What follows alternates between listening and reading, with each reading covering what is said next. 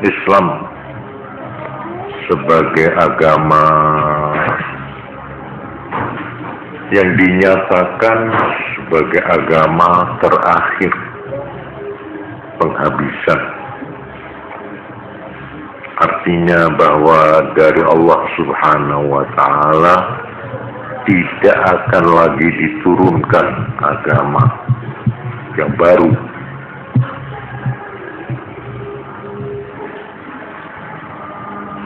Telah saya uraikan bagaimana agama ini di dalam perjalanannya yang panjang dan sangat panjang, oleh karena tidak akan ada lagi agama dari langit sesudah agama Islam. Islam dinyatakan atau sudah diberi sinyalemen oleh Nabi bahwa Islam pun akan mengalami seperti yang dialami oleh agama-agama terdahulu, yaitu adanya penafsiran-penafsiran, adanya pengamalan-pengamalan yang berbeda-beda, malah kadang-kadang berlawanan. Nabi jauh-jauh sudah memperingatkan, lihat, awasi Islam yang selamat, Islam yang orisinil, Islam yang otentik, Islam yang bisa dipertanggungjawabkan sebagai agama yang aku ikuti sesuai dengan garisku dan para sahabat-sahabat dan jamaah. Perhatikan,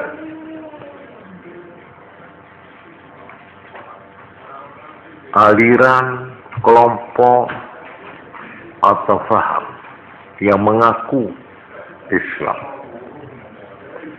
kalau dia menempuh jalan tengah-tengah, berseimbang, tidak berlebih-lebihan atau berkurang-kurangan, tidak terlalu ke kanan-kananan dan tidak terlalu ke kiri-kirian. Nah, yang punya ciri-ciri begitu, yang punya karakteristik begitu, itu Islam yang otentik dan orisinal.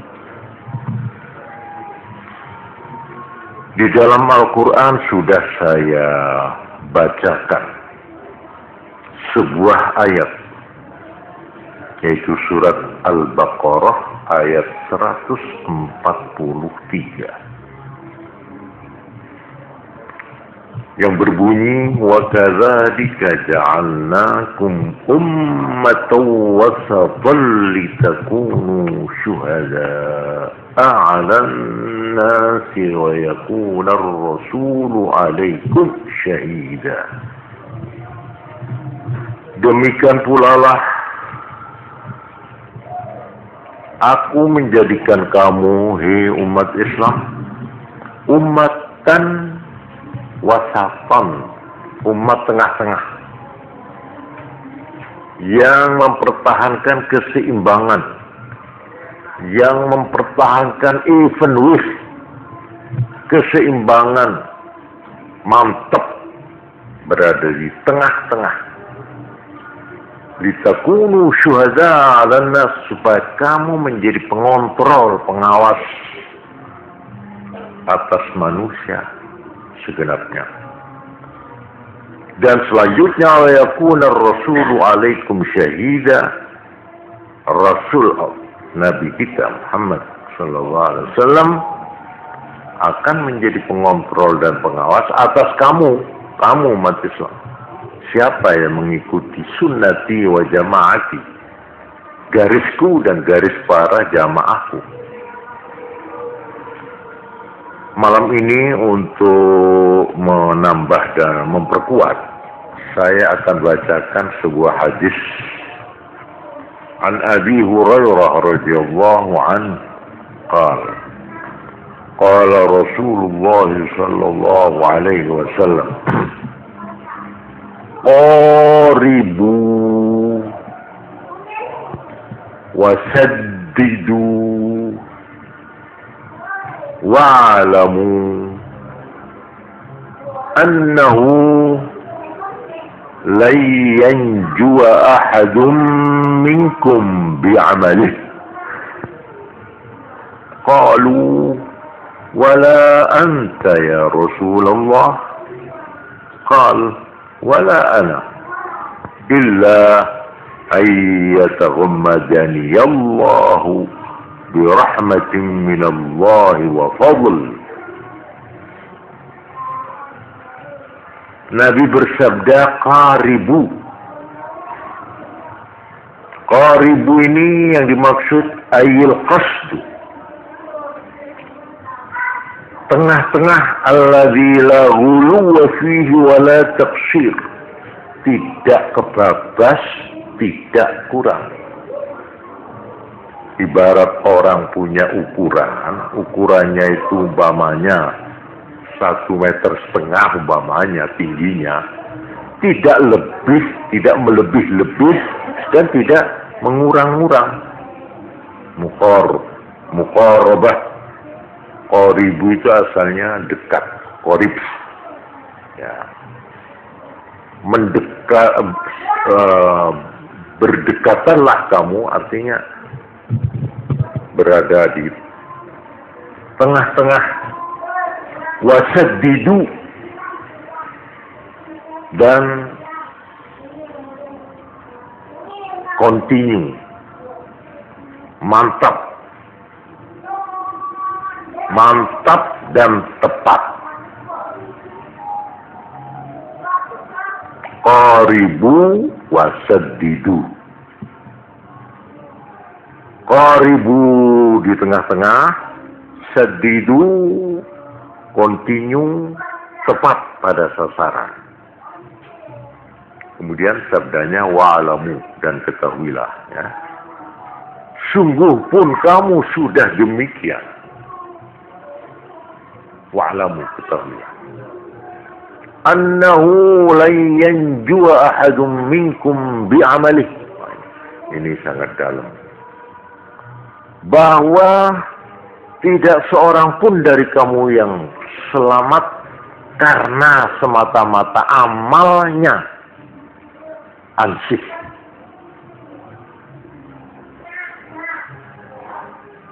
Ini betul-betul pengertian yang baru bagi sahabat-sahabat Nabi sendiri. Selama ini sahabat Nabi dianjurkan untuk mengerjakan perintah agama, melakukan amal-amal agama secara betul-betul. Tapi sekarang Nabi mengatakan, kamu tidak selamat hanya semata-mata karena amalmu itu. Loh, ini kan menimbulkan tanda tanya. Dalam hadis tadi ini dikatakan, kamu hendaklah menempuh jalan tengah-tengah, mantap, continue, tepat sasaran. Toh, kamu harus sadar bahwa tidak selamat salah seorang dari kamu karena amalnya.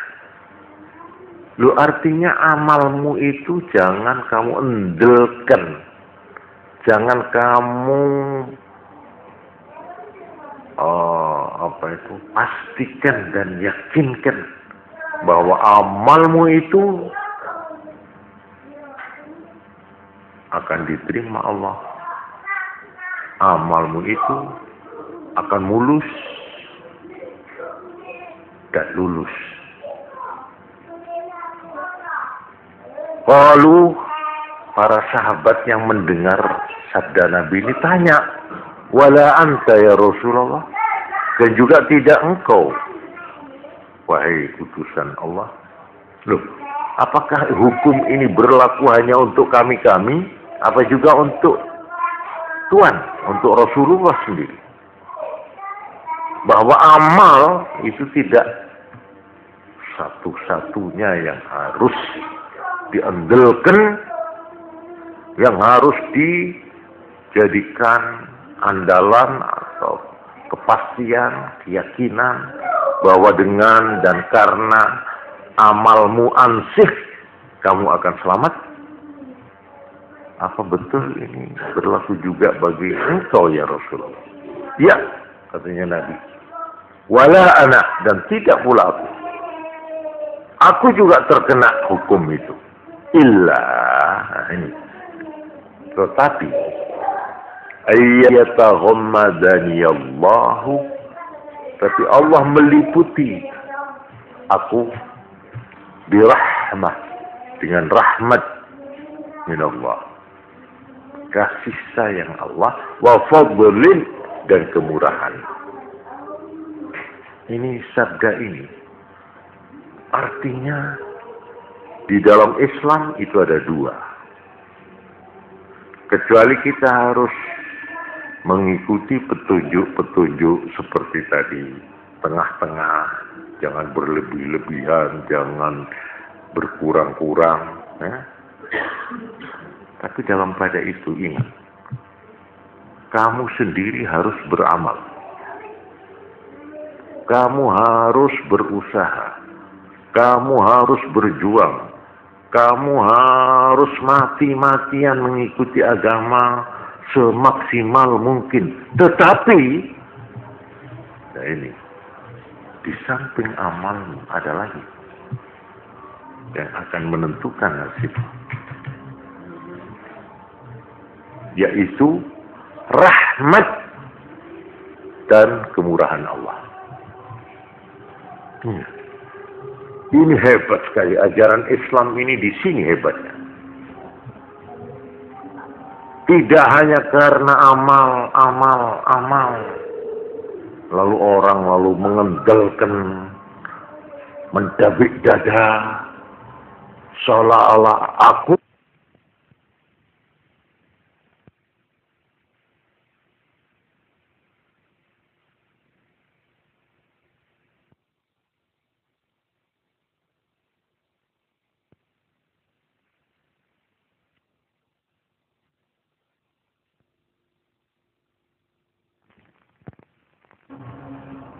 di dalam Al-Fatihah dikatakan, Iyyaka na'budu, hanya kepada engkau aku menyembah. Aku berusaha menyembah, aku berusaha keras untuk mengabdi, beramal. Ini Iyyaka na'budu. Tetapi tidak cukup Iyyaka na'budu. Wa Iyyaka nasta'in, dan hanya kepada engkau aku minta tolong. Di sini hebatnya ajaran Islam. Dia harus hidup di antara dua. Antara amal perbuatannya sendiri dan rahmat serta kemurahan Allah Tuhannya. Dan dengan dua sayap inilah seorang Muslim, seorang mukmin menempuh hidupnya di dunia ini. Dia lurus di tengah. Dia continue. Wasaddidu. Qaribu. Wasaddidu. Continue dan tepat pada sasaran. Jangan terbelok. Jangan menyeleweng. Jangan terombang-ambing. Dengan macam-macam adanya aliran-aliran yang sudah disinyalir oleh Nabi kita. Yaitu berapa jumlahnya? 73. Itu saya kira wajar. Bukan berarti, loh kenapa umat Islam harus berbeda-beda? Harus 73. Justru di sini, ujiannya itu di sini. Manusia ini tanpa diuji, tanpa dicoba, itu bukan manusia lagi itu. Sebab yang tidak usah diuji itu dua makhluk. Binatang itu tidak usah ujian. Atau setan tidak usah diuji. Malaikat juga tidak usah diuji. Malaikat itu mesti baik. Mulai A sampai selesai Z baik. Memang dia dibikin untuk baik. Titik. Setan sebaliknya, mulai A sampai Z buruk. Tetapi di sinilah seninya manusia ini, ya, romantikanya manusia ini, justru dia diletakkan antara malaikat dan setan. Dia dilengkapi oleh Allah dengan budidaya, dengan pikiran, tapi juga dengan hawa nafsu. Dia akan ditarik-tarik oleh dua pola, dua kutub. Kutub selatan, kutub utara, kutub malaikat, kutub setan. Nah, kemanusiaannya manusia justru di tengah-tengah mempertahankan. Tengah-tengah. Mantap, lurus, kontinu, tak noleh-noleh. Terus jalan. Nah, ini baru manusia yang paripurna. Harus diuji. Islam pun tidak cukup hanya diberi satu jalan, mulus. Tidak usah payah-payah.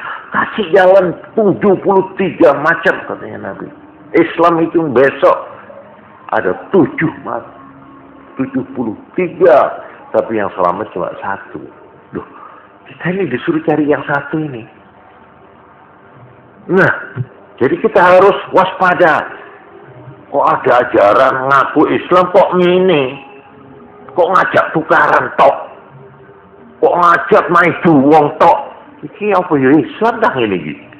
Harus jangan karena merek Islam kita lalu begitu saja menyerah. Jangan.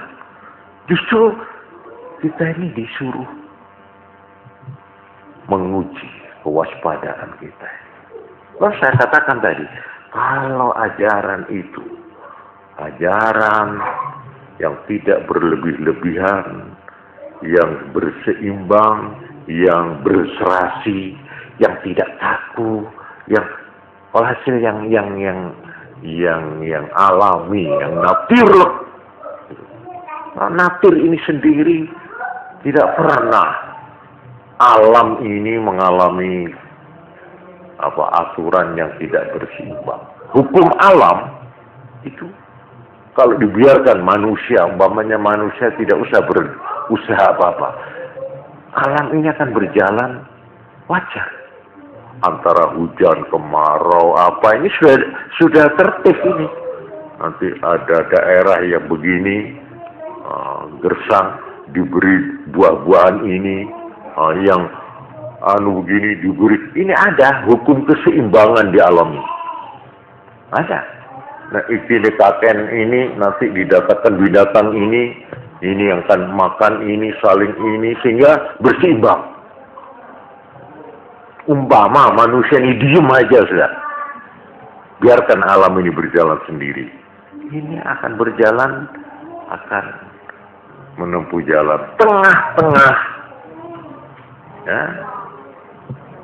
Berseimbang, berkeseimbangan. Lalu yang kedua, yang di sini perlu saya tekankan, yaitu sabda Nabi, antara amal dan rahmat. Apa artinya? Artinya,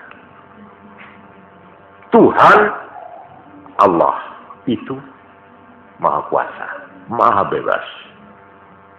Tidak boleh dan tidak mau dipengaruhi oleh siapapun. Kalau Tuhan itu masih dipengaruhi, itu namanya bukan Tuhan. Tuhan itu bebas. Dan dia berhak untuk memutih hitamkan. Saya tadi menerangkan di dalam suatu pengajian bahwa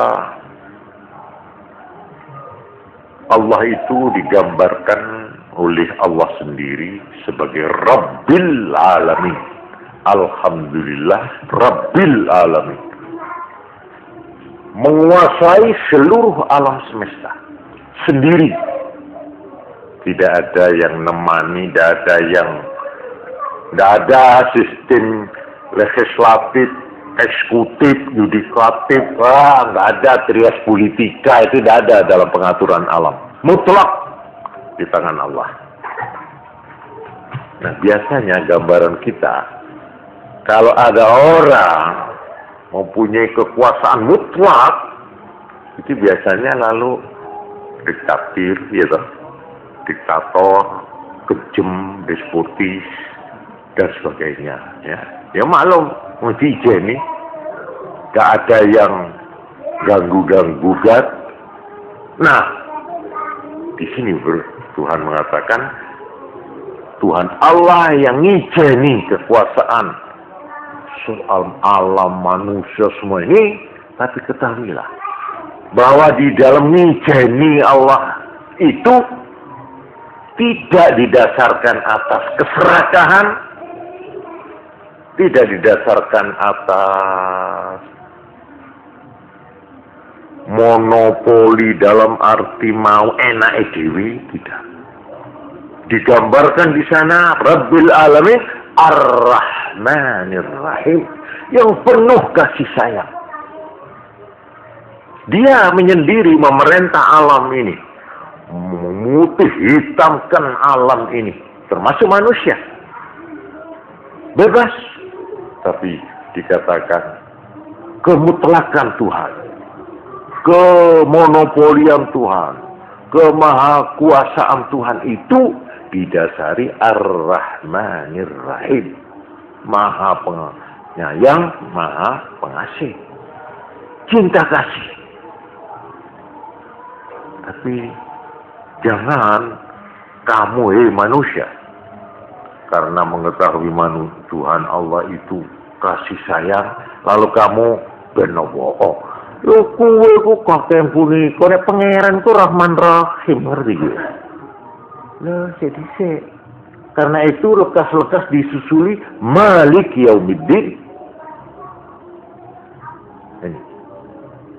Supaya manusia ini jangan keliwat mengendulkan Rahman Rahimnya Allah, lalu dikatakan Malik Yaumiddin, yang menguasai, yang memiliki hari pembalasan.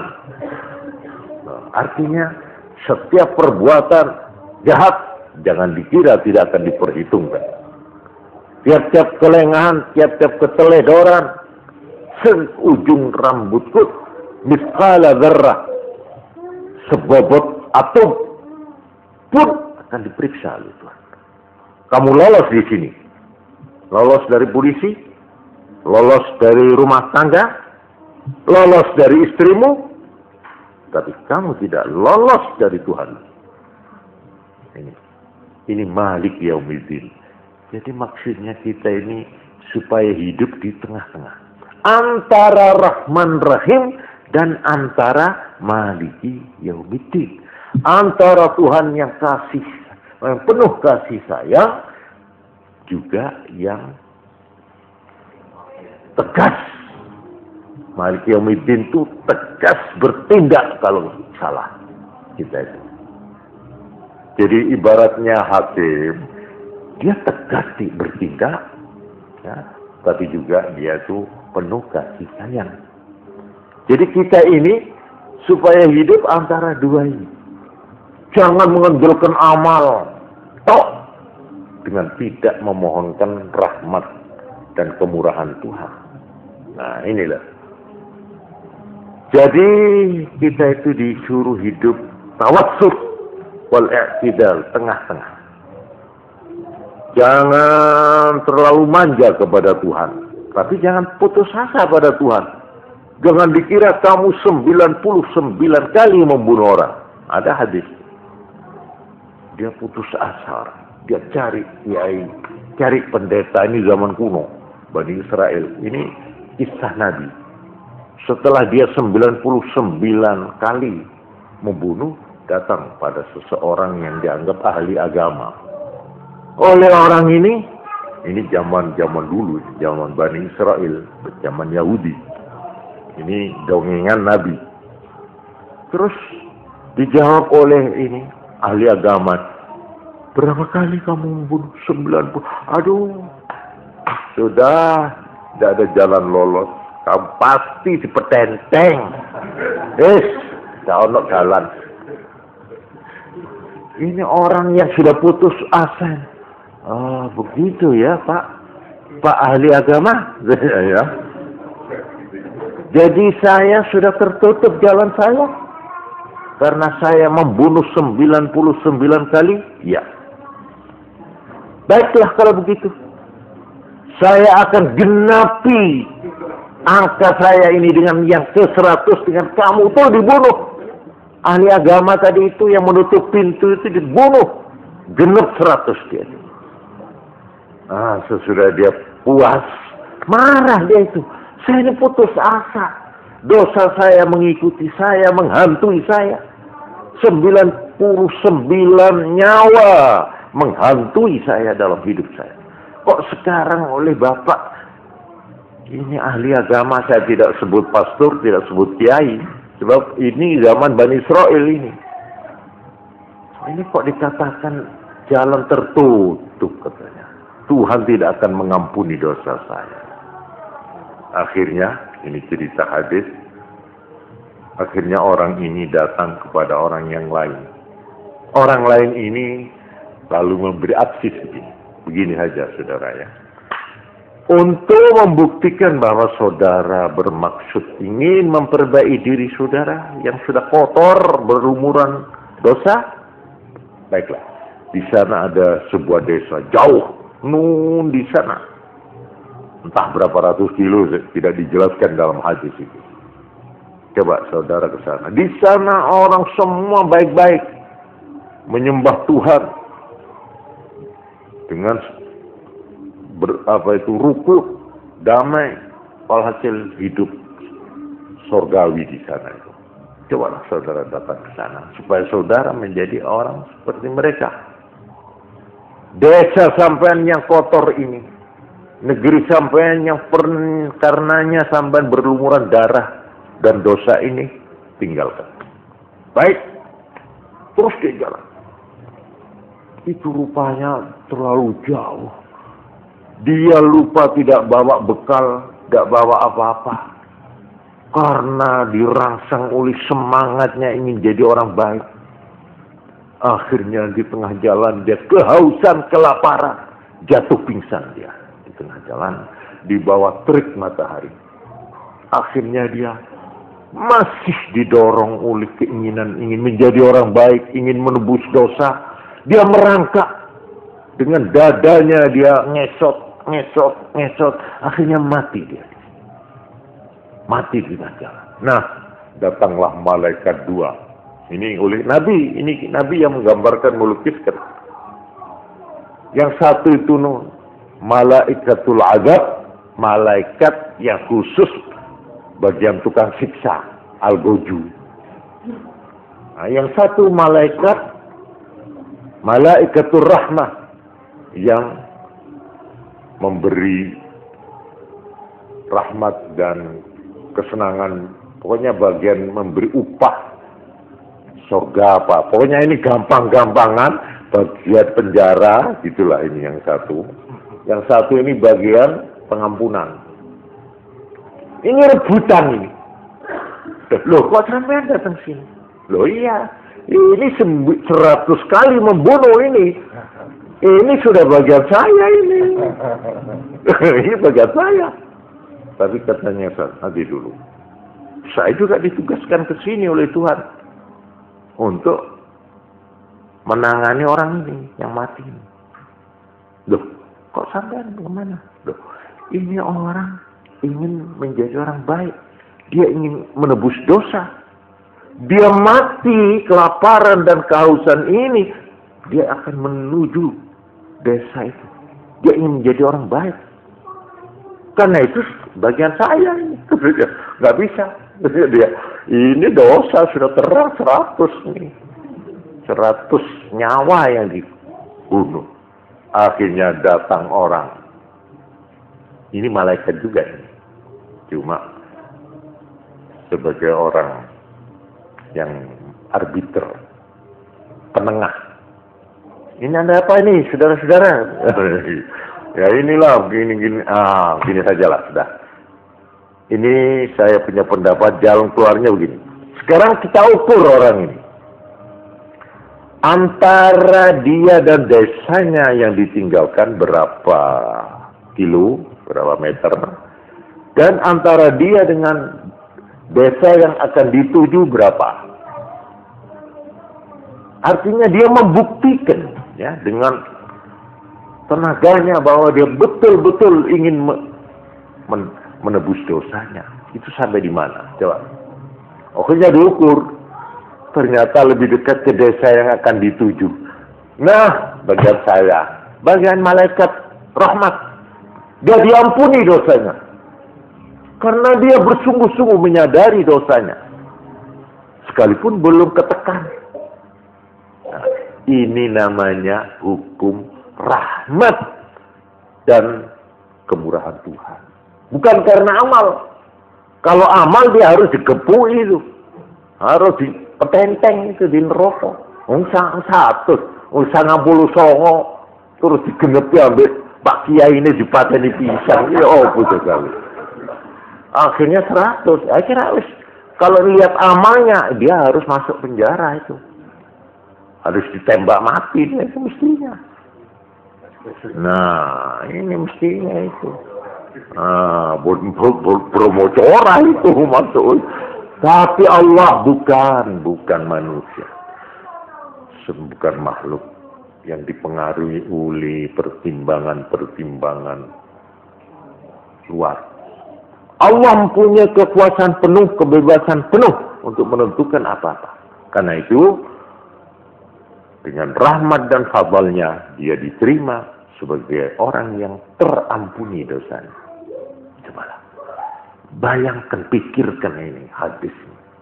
Lalu raba cocokkan dengan diri kita ini. Saya di mana saya ini? Ini namanya orang yang sudah mempunyai jiwa agama. Agama itu ada 3, saudara-saudara. Ada agama kulit luar. Itu namanya syariat. Syariat itu luar. Ngelakoni salat, haji, poso. Ini syariat ini. Kulit. Tapi di samping luar ada yang namanya tarekat. Cara penghayatan terhadap agama. Ini harus ada ini.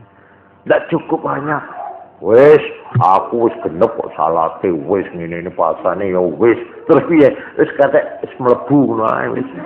Lho. Langgar nampe apa kene?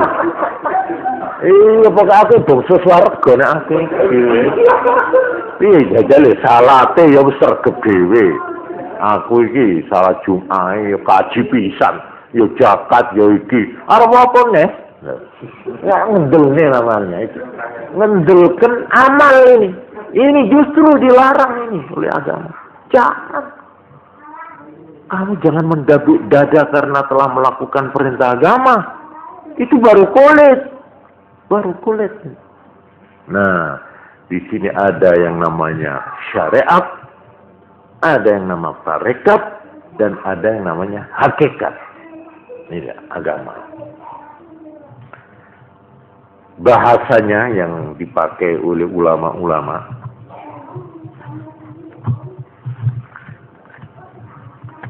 syariat itu untuk fisik, untuk badan luar ini harus diatur. Nek ini kudu adus, nek ini kudu ini, nah, ini luar semua. Tata tertib secara zahir.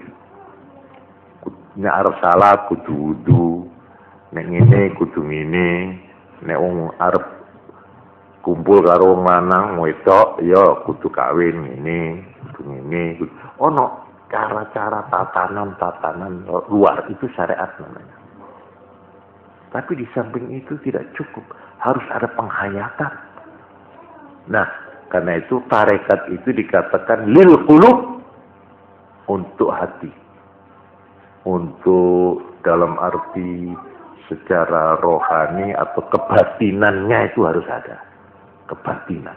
Jadi sembahyang harus, jangan lalu ditinggalkan, ya sembahyang. Cuma dalam sembahyang itu apa yang kamu lakukan? Menghayati nggak kamu sembahyang itu? Apa sekedar seperti robot? Tak akbar, dak robot bisa itu. Suruh Jepang, suruh bikin orang sembahyang bisa. Bikin manusia terbuat daripada apa gitu, aluminium gitu, dikasih jet, nanti apa begitu masuk surga. Kok enak men. Ya maaf saja, kera pun bisa, ketek itu bisa disuruh salat. Tapi ya salatnya begini toh. Lah apa kita seperti robot, seperti ketek sudah merasa kita ini sudah Islam? Nanti dulu. Bagaimana kamu waktu sembahyang itu? Apa yang kamu lakukan? Kamu berhadapan dengan siapa? Kamu mau mengadakan self koreksi dalam waktu itu? Apakah kamu dalam sembahyang mengadukan segala penderitaanmu, segala kesusahanmu? Pokoknya apa yang kamu tidak mentolo, laporkan kepada Morotuo. Kamu laporkan waktu sembahyang itu. Apa begitu? Apakah pelampiasan segala unek-unekmu kamu keluarkan pada waktu salat? Nah ini yang namanya hati ini. Tapi ada lagi yang namanya hakikat. Lapisan yang paling dalam yang namanya hakikat. Hakikat itu kalau di sini dikatakan nasibul arwah minal musyahadah war ru'yah. Kalau syariat itu ukuran untuk umum, profesor, tukang rumput, insinyur, ya, mahasiswa, ya, sama, rata, pukul rata, kena semua. Kiai, bajingan, santri, ya, orang yang paling pinter, orang yang paling bodoh, orang paling kaya, paling melarat, paling ayu, paling elek, sama. Itu syariat. Rata. Tidak ada pengecualian. Itu pekerjaan dikatakan nasibul abdan lil khidmah. Bagian fisik untuk pengabdian dan berkhidmah kepada Allah. Yang kedua, tarekah. Ini khusus. Ini nasibul qulub minal ilm wal ma'arifah wal hikmah. Pengertian hati, akal, nalar, kesadaran, pengertian dan hikmah. Ini bahasanya begitu. Artinya bagaimana dia melakukan semua yang dilakukan tadi. Syariat itu apa ya, cuma ngambang, terapung-apung, apa dengan ada hisnya, ada jiwanya, ada rohnya, penghayatannya.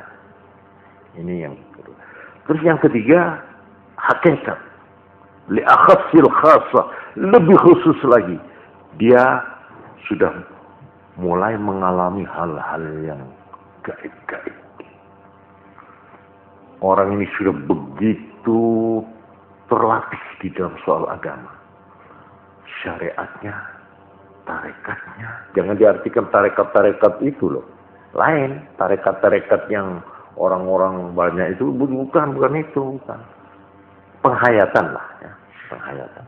Itu ada lagi yang lebih jauh lagi, yaitu hakikat.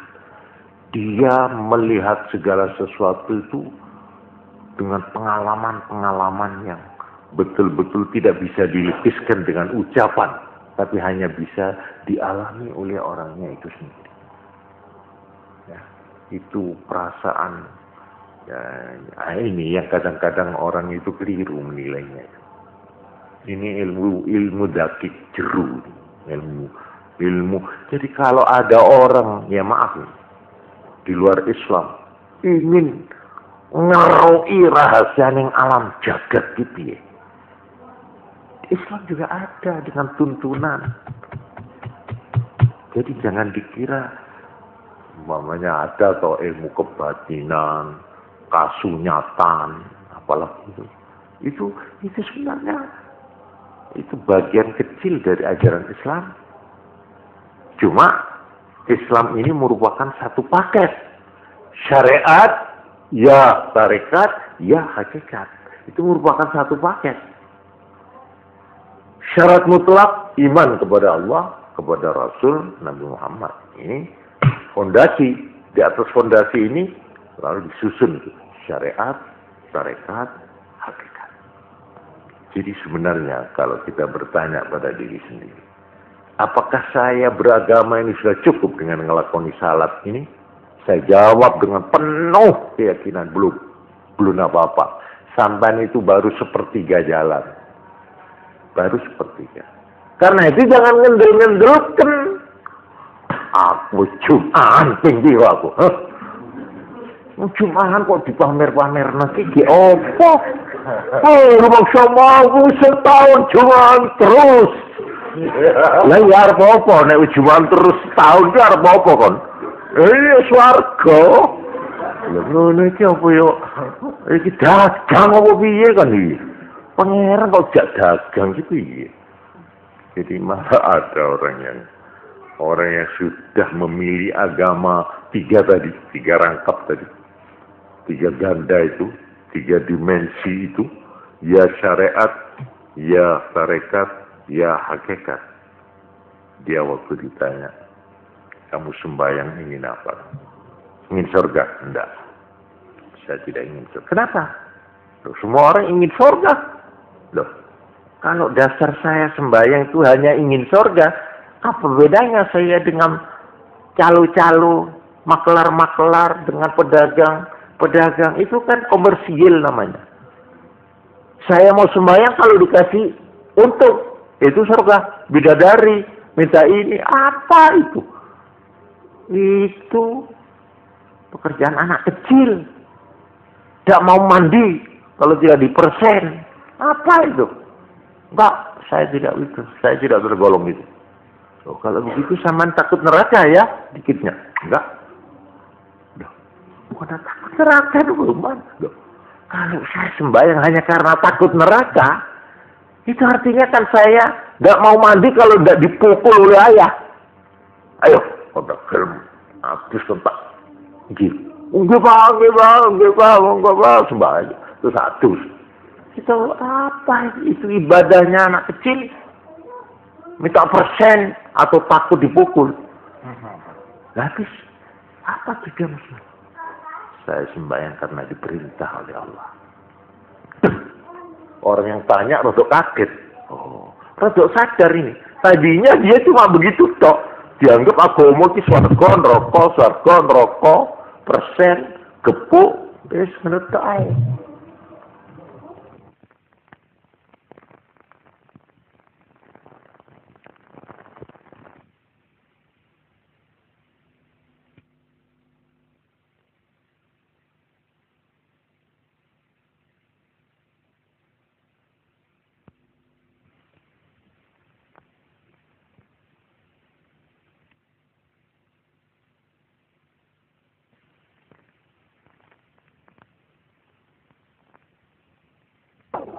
loyalitas.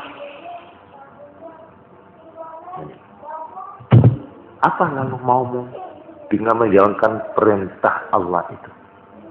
Saya hanya mohon mendapat ridhanya saja. Saya mengharapkan saya ini termasuk orang yang dianggap hambanya yang baik. Saya mendapat ridha itu. Sampai ini orang ini mati. Kalau ridha Allah itu di neraka, aku mau masuk ke neraka.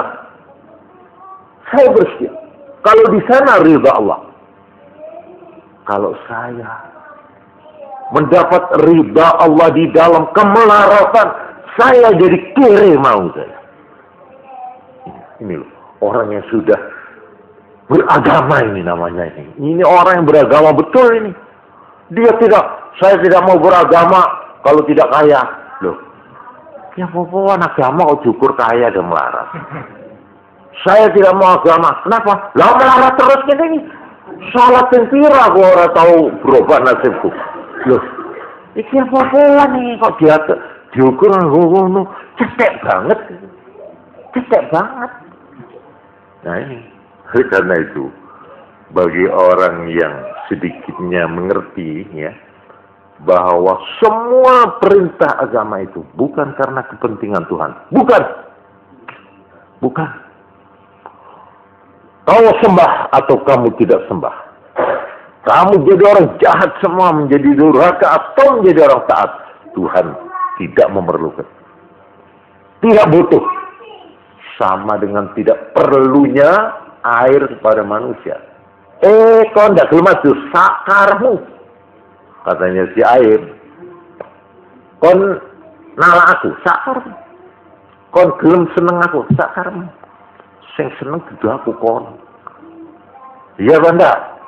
Orang mandi itu kalau memang sadar, tidak usah 3%.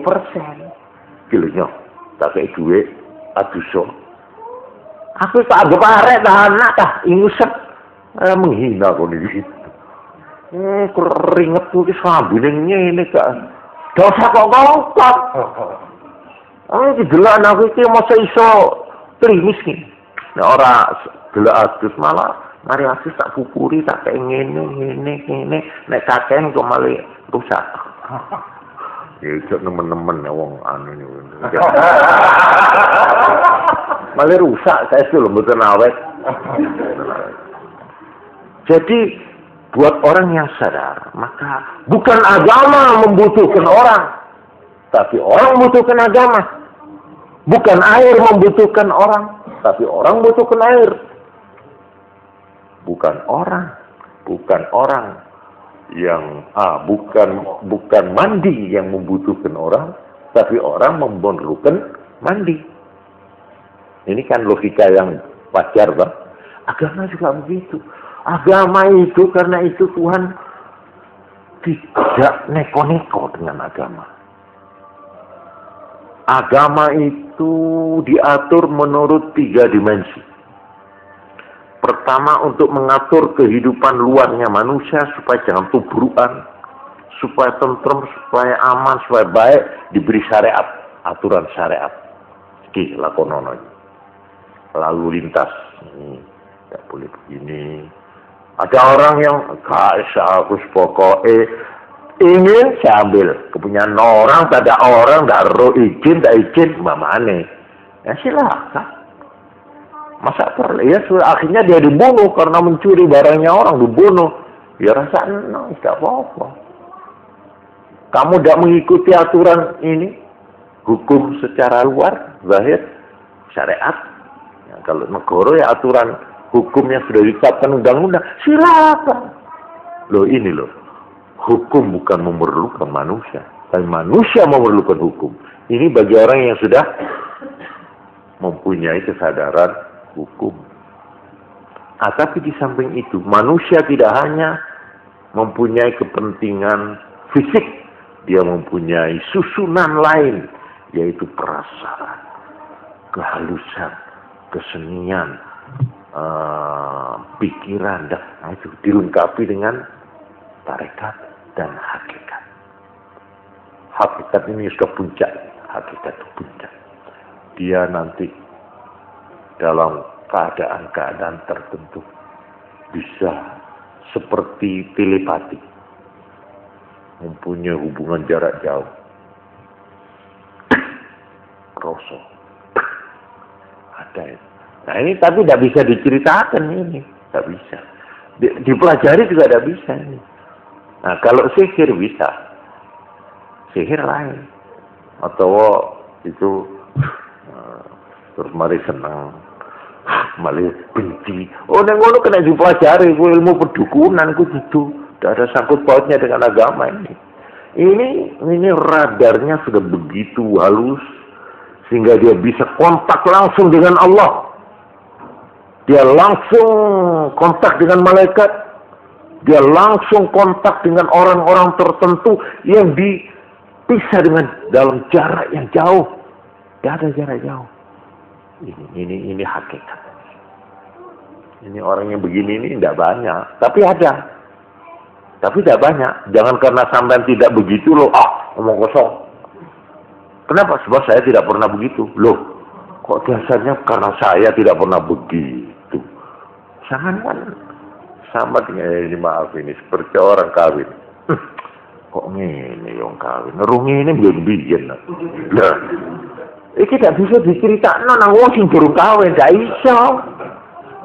Gak iso, sampai jungkir walik gak iso. Tapi buat orang yang sudah pengalaman itu ya, dia sudah mengalami penahapan agama, baru dia melihat dunia ini rata, tidak ada apa-apa, tidak ada jurang, tidak ada bukit, sebab dia sudah notok. Seperti anak saja, anak itu kalau masih umur sekian ingin lekas dewasa, kepingin numpak sepeda motor itu iso ngatur aksi ini ya. Nanti kalau sudah lama ingin kawin, ya apa rasanya? Loh, asyik maksud. Kan es dilakoni cek, ya apa rasanya duwe anak? Nes duwe anak, ya apa bisa jadi wong kuoso? Orang yang sudah sampai di puncak, dia sudah pernah tulim, sudah kawin, sudah punya pangkat, sudah semua pengalaman manusia ini sudah. Dia melihat dunia ini lalu apa?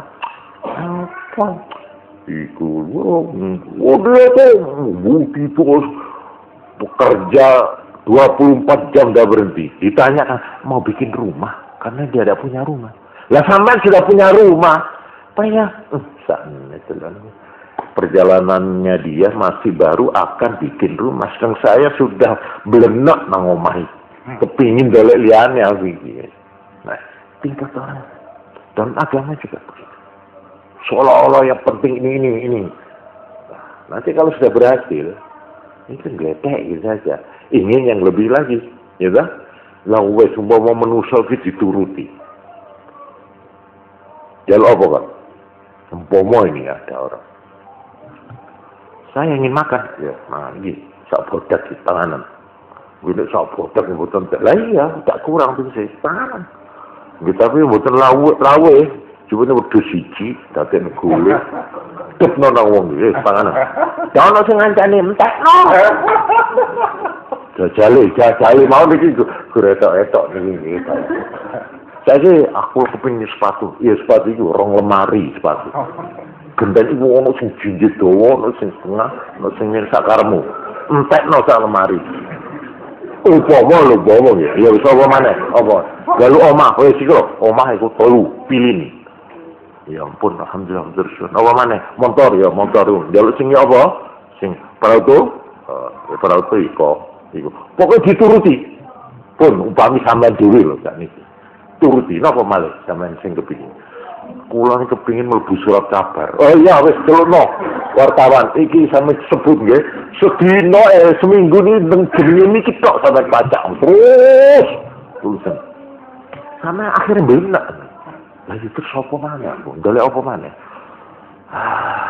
Akhirnya wong mangan krono saben dina mangan titik, akhirnya kepingin sego pecel. Kepingin tempe. Nyeleneh wong. Pun notok pun. Apa mana sing kok karepmu nang urip?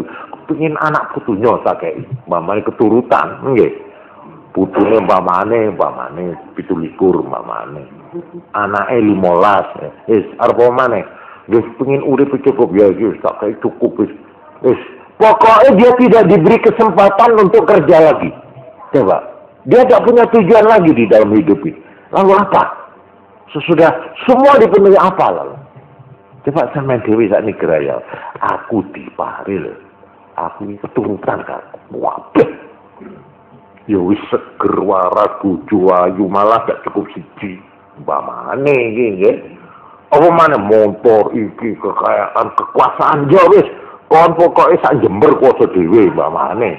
Wis mencapai itu. Apalagi ini jadi wong pinter ya sudah jadi apa rektor apa dekan ya sudah keturutan. Apalagi ingin baru sumbil menang kan. Tengok apa mana ya sudah jalu apa mana ya kabeh keturutan bener nek sampean sing durung apa kepengin sate yo glete ae kok niku moti ya kowe mbok tak makan sate kok saben dina ketempe terus mah dadi sedina bleng iki kan iki bisa nggih ya wis bareng sate wis piye dia pun bener apa pun hasil kok barang kan hasil gledek nek turun hasil kok iyo midap koyo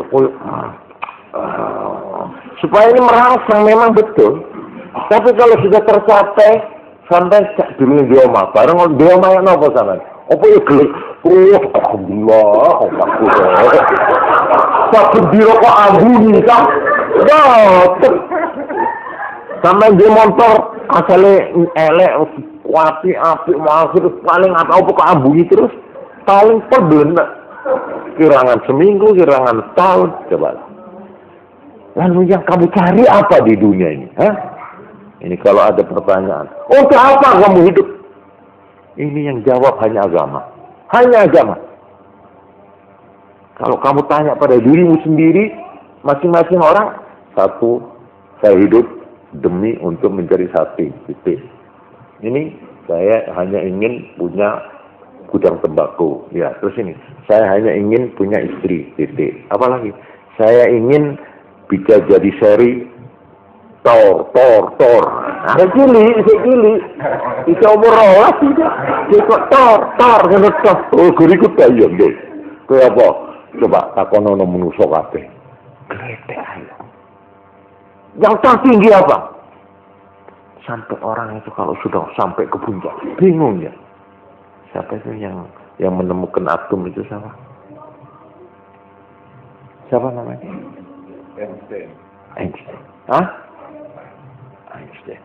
Dia bahkan sudah sampai di puncak. Dia sudah kuasai ilmu. Dia lalu kata, saya hanya baru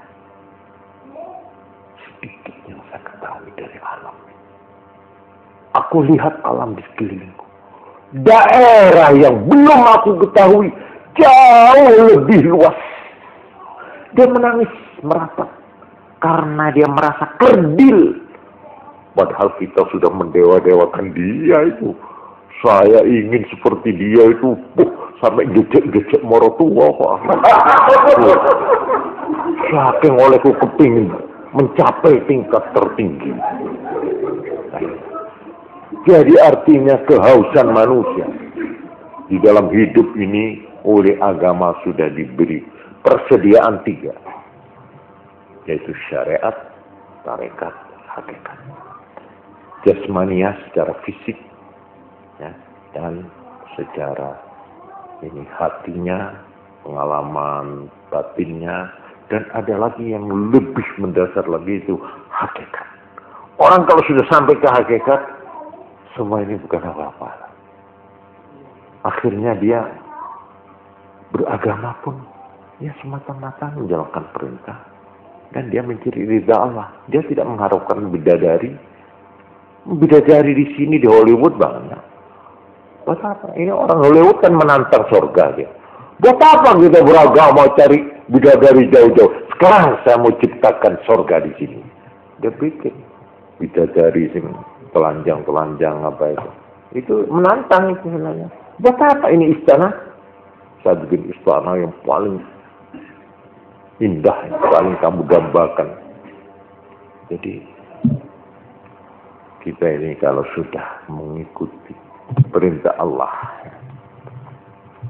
agama ini sebenarnya bukan untuk kepentingan Allah. Ini rahman rahimnya Allah. Ini semua adalah untuk memenuhi hajat kebutuhan kita yang 3 lapis. Cobalah kerjakan agama ini. Oleh karena itu, bukan agama orang yang hanya ngerti ngotak-ngatik teori agama, ilmu agama. Ini poda karo ngapalno undang-undang. Undang-undang semua kayak itu diapalno. Lah kalau cuma apal tak apa? Ya, ini apa itu? Oh, ini melanggar karena itu dalam undang-undang nomor 4 lah karena itu apa lo? Itu namanya bukan puncak, itu bukan tujuan. Jadi orang yang ngerti agama, ilmu agama, itu ya maaf, itu belum selesai, belum. Itu dengan kata kasar ya, belum berarti punya jiwa agama. Lain. Orang berjiwa agama, mempunyai kesadaran agama, dengan mempunyai ilmu agama lain. Orang bodoh tidak ngerti agama, tapi dia menghayati agama dengan betul-betul dengan seluruh perasaannya, seluruh jiwa raganya dia sandarkan kepada Tuhan.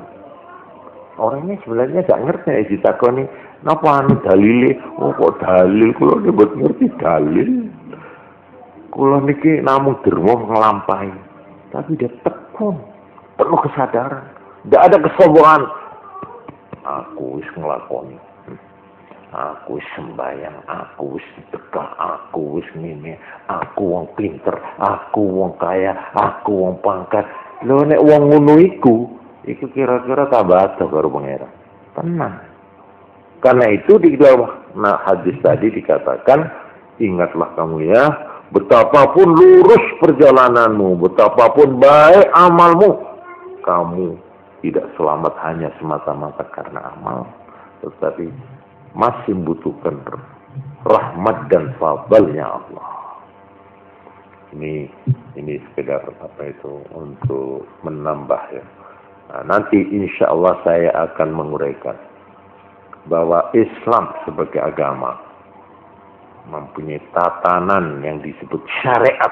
Ini syariat secara fisik tadi itu mempunyai 3 prinsip yang insya Allah pengajian yang akan datang saya uraikan.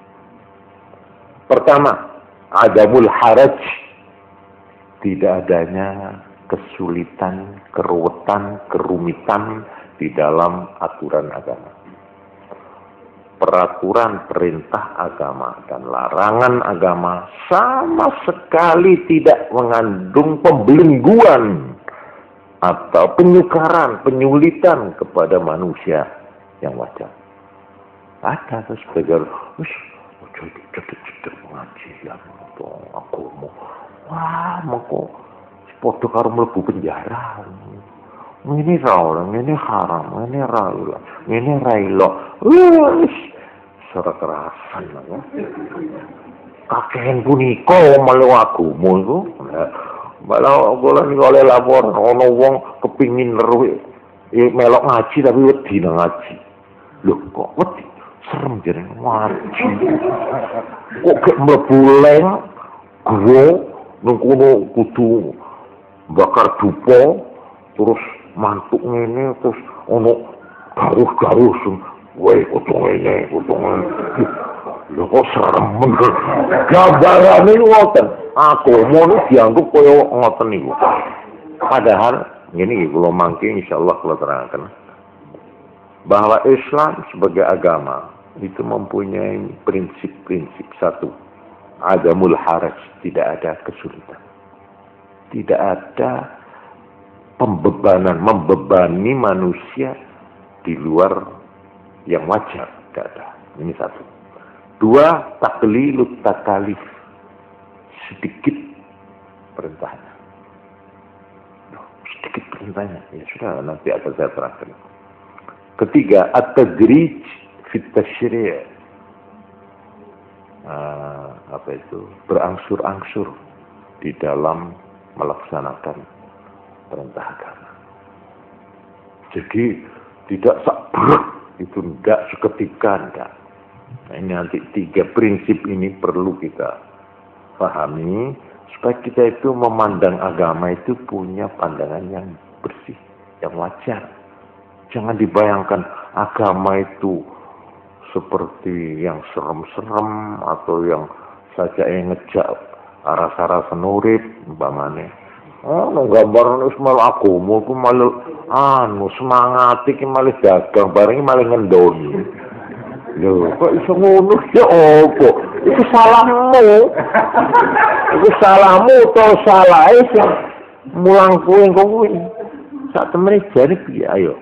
Mari kita kaji kecil-kecilan ini ya, kita ingin supaya kita itu bisa mewariskan pandangan agama yang baik kepada anak keturunan kita. Saudara mungkin tidak perlu agama, baiklah, silakan. Tapi ketika saudara punya anak dan anak sampean sudah mulai besar, baru sampean tengok-tengok. Iki carane mengatasi anak-anakku. Akhirnya lari pada agama. Gak bisa. Orang tua itu kalau sudah diganggu anaknya baru ingat. Masya Allah, ini. Kalau mana kecoba agama. Nah ini banyak orang Jakarta, orang asalnya sangat sekali tidak gubris agama. Tapi setelah anaknya jadi koboi semua, ya bingung ya. Nah ini ada nih. Satu pondok yang istimewa, saya betul-betul salut pada kiainya. Itu mana namanya? Suralaya. Itu ada tarekat wiritan gitu. Itu anak yang morfini bungsu sing mendem ganja arek-arek itu lho. Sing doyan niku suntik pas mabuk ngeleyang-leyang ngoten niku. Wong tuane iki sahabat kabeh. Nek sing nglakoni apa ndak sadar. Bapak sing salam bapak mbek ibune. Ya anakku kok maling ngene iki, dikon kawin ndak mau. Ya akhirnya ini children apa itu? Children of God itu. Anak-anak Tuhan. Itu akhirnya. Ini kebingungan orang tua di Jakarta. Akhirnya ada kiai yang itu anak-anak itu dititipno di pondok. Anak sing SMA, ya sing mahasiswa, ya malah ono dosene barang. Ning kono itu kok dilapakno kali kiai niku. Padahal kiai ini mboten iso pidato, mboten iso napa-napa. Sederhana. Ya, saya kenal baik sama beliau itu. Ya kita oke ini dilatih ini, dikongkon ini kan. Pokok pengamalan lah. Tidak kakek ngomong, itu prakteknya. Nah ilmunya tidak kakek itu. Ini kok dilalah hasilnya. Anak yang keluar dari sana entah berapa hari ada ukurannya. Nek nemen, itu rotok dawa. Rotok lama di situ. Ada itu ceritanya, kalau sampean merasa tertarik, boleh sampean datang ke sana ya, ke Suralaya itu bagaimana. Itu, buat saya itu satu, memang akhir-akhir ini. Mau atau tidak mau.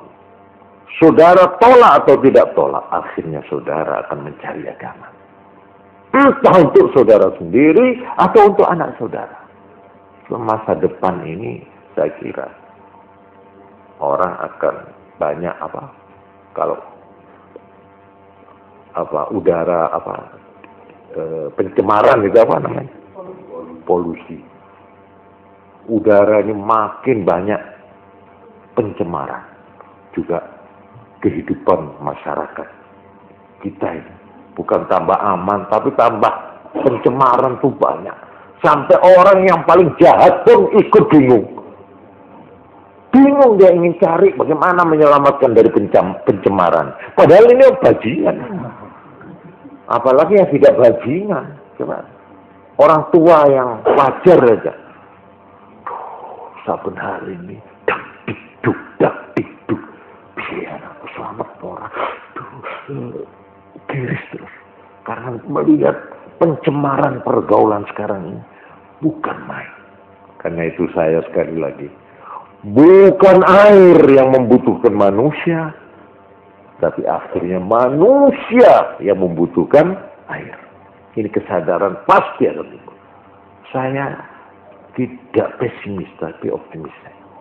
Bagaimanapun, insya Allah agama di Indonesia ini insya Allah akan lebih baik, mempunyai masa depan yang baik. Karena agama ya bukan yang memerlukan manusia, tapi kita yang memerlukan. Ya. Negara memerlukan agama. Tanpa agama, negara akan kacau, akan resah. Masyarakat perlu agama, rumah tangga perlu agama, perorangan perlu agama. Yakinlah, saya mantap.